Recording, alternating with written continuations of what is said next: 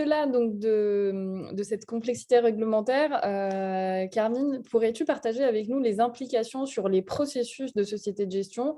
Comment gérez-vous aujourd'hui, la différence justement entre vos obligations de reporting et les obligations des sociétés sur lesquelles vous investissez?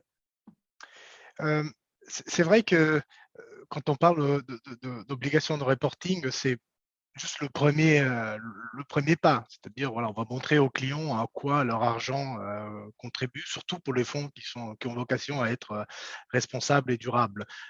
Il y a le problème de la donnée, donc, on l'a déjà mentionné, et je pense que de toute façon le débat, est très vite, séclé puisque, de toute façon, il n'y aura pas de données sur les entreprises américaines, il n'y aura pas de données sur les entreprises des pays émergents, il n'y aura pas de données en Chine, en Amérique latine. Donc, je pense que nous aussi, peut-être, on devrait peut-être aller au-delà de l'aspect j'ai pas de données, donc du coup, on ne pourra pas faire, puisqu'on n'aura pas de données sur tout le monde. Et d'ailleurs, je rebondis sur ce que disait Axel tout à l'heure, surtout aux États-Unis, moi, ma crainte est que les entreprises américaines sont très, très, très, très sceptiques quant à reporter des choses très compliquées dans des documents comptables, puisque après, une fois que vous avez publié des chiffres qui sont audités dans des documents officiels, vous êtes liable, vous êtes responsable de ce chiffre. Ce qui veut dire que si, par exemple, vous dites votre produit il est aligné, bah, puis il se trouve qu'il ne l'était pas, c'est compliqué. D'autant plus que les investisseurs vont utiliser ces données pour justement choisir des entreprises. Donc ça, c'est un premier point sur le reporting.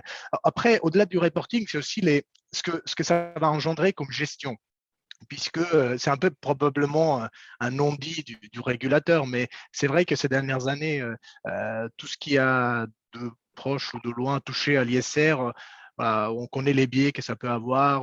Alors, je caricature un peu, mais bon, fondamentalement, aujourd'hui, l'ESG, c'est beaucoup de secteurs qui n'ont rien à voir avec le climat, hein. Vous prenez n'importe quel fonds ISR, les positions les plus importantes, c'est des entreprises qui sont très bien, hein, mais bon, peut se poser la question. Donc, la taxonomie, ça, il aura l'avantage que permettra aussi une diversification des gestions. Donc, on pourra avoir la possibilité d'aller sur des secteurs qu'on ne touchait jamais dans les fonds ISR, les matériaux, les utilities, l'énergie, et on pourra avoir un reporting qui va justifier ça. Pourquoi je dis ça, Mariam? Parce que si aujourd'hui, par exemple, vous investissez dans une entreprise qui a à la fois, par exemple, des activités dans l'énergie fossile, bon, on sait qu'il faut s'en débarrasser. En attendant, elle en a. Mais par contre, elle est en train de faire la transition vers des activités différentes qui sont alignées avec la taxonomie. Maintenant, si vous faites le reporting sur une métrique comme l'empreinte carbone, probablement votre fonds ne va pas être très beau. Et comme les gérants ou les allocataires de fonds vont choisir, par exemple, sur ce type de métrique, bah, votre fonds avec une empreinte carbone qui est 2 fois plus que le marché, bah, il ne va jamais être sélectionné.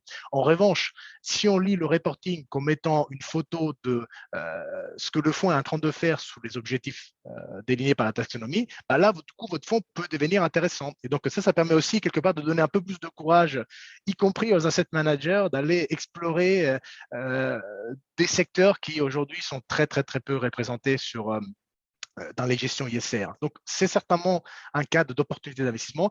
Et puis, le dernier point, c'est justement, tu mentionnais le reporting et ça a été déjà dit. Moi, je suis assez sceptique quant à l'idée de la transparence, la transparence, la transparence. Alors, encore une fois, nous, on gère des ETF. Donc, pour le coup, la transparence, on sait ce que c'est. Mais si on fait un parallèle avec, par exemple, ce qui se passe aujourd'hui au supermarché, quand vous allez acheter des produits, vous avez un stamp, c'est bio, c'est pas bio. Bon, après, je sais que c'est beaucoup plus complexe que ça. Mais en tout cas, un seul stamp permet aux consommateurs de faire un choix. Or, aujourd'hui, nous, on va avoir la classification article 9, vous avez les fact sheets UEG, vous avez MIFID, vous avez la taxonomie, vous avez des agents de notation.